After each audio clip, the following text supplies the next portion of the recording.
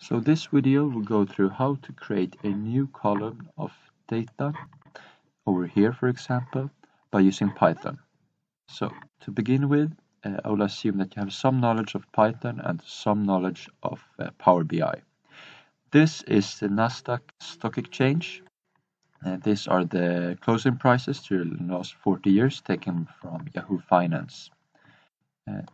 So this is the data I want to manipulate. I will, for each day during these last 4 years, I will calculate the approximate the tilt of the previous 5 years. So we will have a k value for each day. So I will begin by going to edit queries, and to make the data easier for Python to handle, I will check all these columns and transform them to the text data type, like this. Then I will press this button, run Python script, which will open this button. As you can see here, this is just a comment. The data set will hold all input data for this script. So to access the dataset, we will first import pandas, and we will rename it to PD. And to be able to handle and manipulate this data, we'll use NumPy, and we will rename it NP. So first we access the data, which means that I will take one of these columns and read it into the Python script by making a new array, which we will call array of closing prices. And to access the dataset, we'll first write dataset dot lock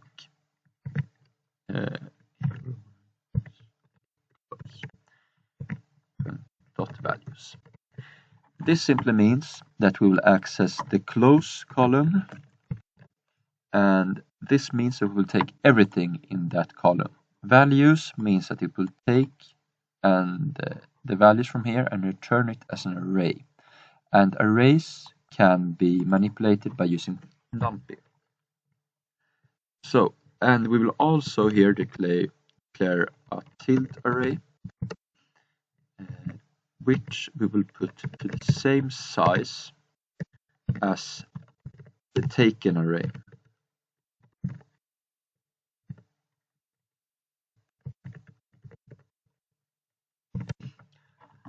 So here we create an array filled with zeros by using NumPy, and the array will be of the same size, the same length as the array of closing prices.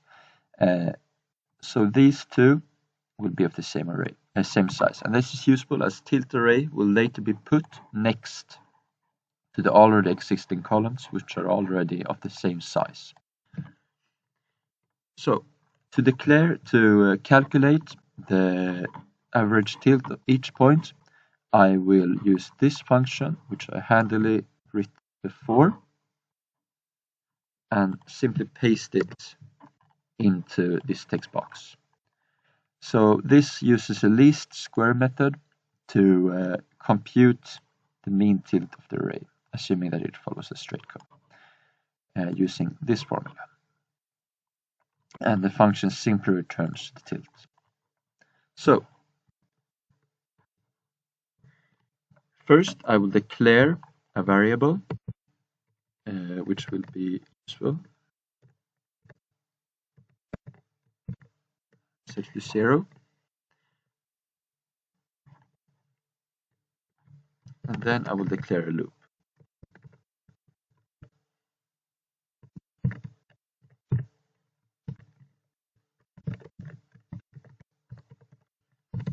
So as you perhaps can see, this I will be the index of the array of closing prices. This means that this loop will go through the number of cells the column has. So for example, if this column has 1200 cells, I will go from 0 to 1199.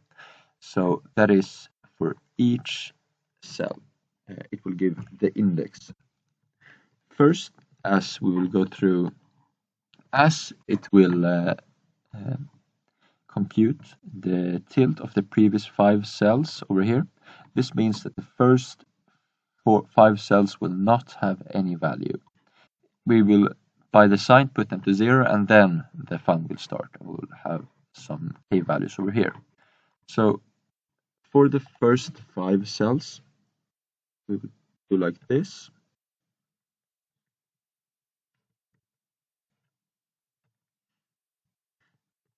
If the index is less than 5, we'll simply pause. However,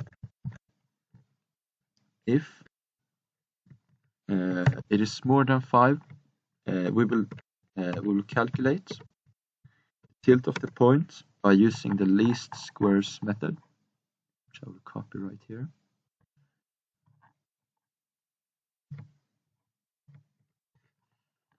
And put it like that.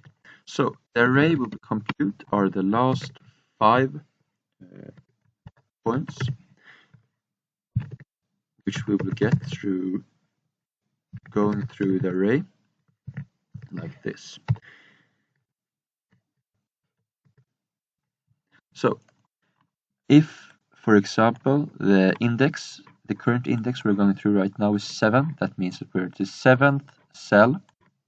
I will be 7, so it will go from 7 minus 5, 2 to 7. So it will return the cell values from cell number 2 to cell number 7.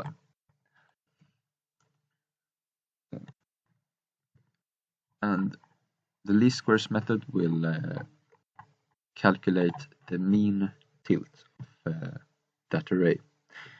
Then, when we have the tilt of point for each loop, we will put it into the tilt array, which we declared earlier, over here, which conveniently is of the same size as the rest of the columns, and put it to tilt of point. And then, when this is filled with all the tilts of each, well, all the historical tilts of each previous cells of the closing prices, we will return it to the dataset by giving it a name and putting tilt array. So we will call the new column historical tilt, and the historical tilt column will get all its values from tilt array.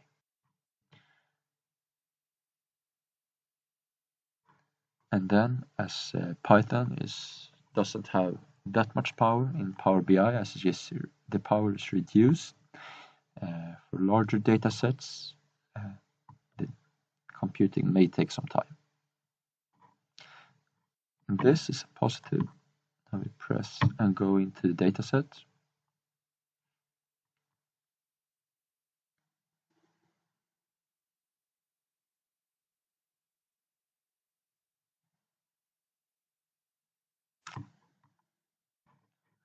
Like that.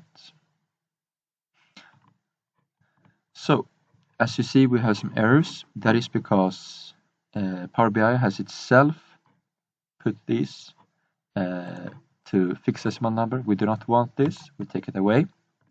Now we have text again, and there are no errors. As this is a Swedish computer, it will have commas instead of dots at the decimal points. I want to change this by replacing values, so all dots will be replaced by commas. This will not be relevant to computers in countries where you do not use commas as decimal points. Now, as you can see, these are text. We change it back to fixed decimal number, and this to date after this has computed. Like that.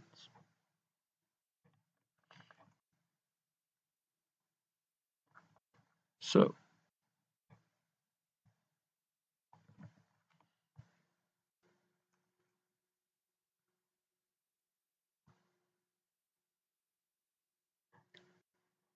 And now we can see the new historical tilt, the new column.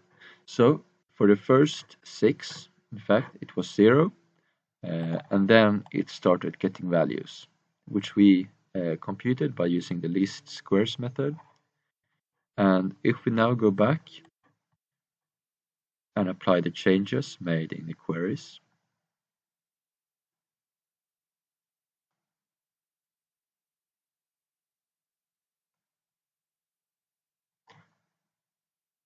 we will see that there's a new column right here.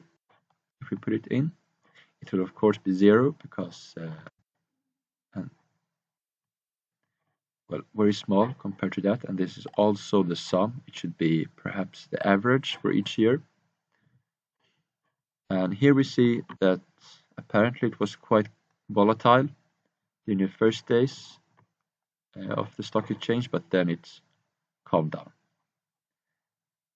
That's it. Thank you for watching, and there's the code that I used is linked in the description.